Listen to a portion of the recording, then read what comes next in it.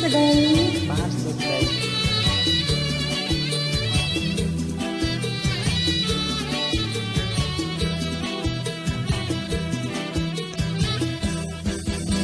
ថ្ងៃនេះគួរឲ្យស្ដាយអូនកុំរៀបបាយឲ្យបងអីចាបងទៅណាទៀតហើយលោកប្តីបងត្រូវទៅយាមនៅកាយាល័យនឹងហើយបងយាមបណ្ដាស្រីកូនយើងប្រាប់ខ្ញុំសង្រើប្តីអអឡោប្តីឈុំហូរទៀតទៅ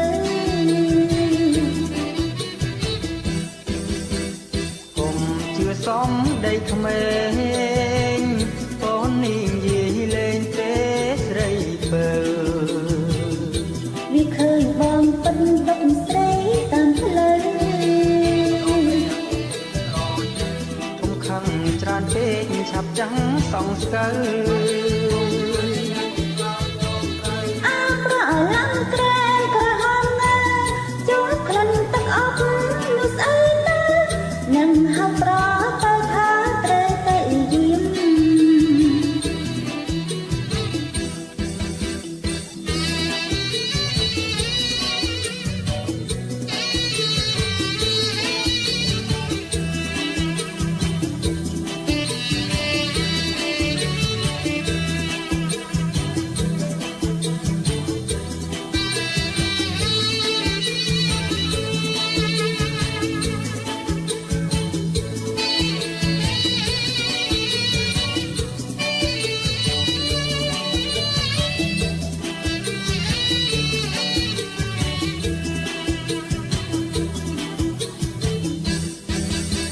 ថ្ងៃនេះគួរឲ្យស្ដាយ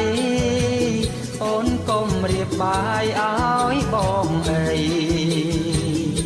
តែបងទៅណាទៀតហើយលោកប្តីបងត្រូវទៅយាមនៅកាយាល័យ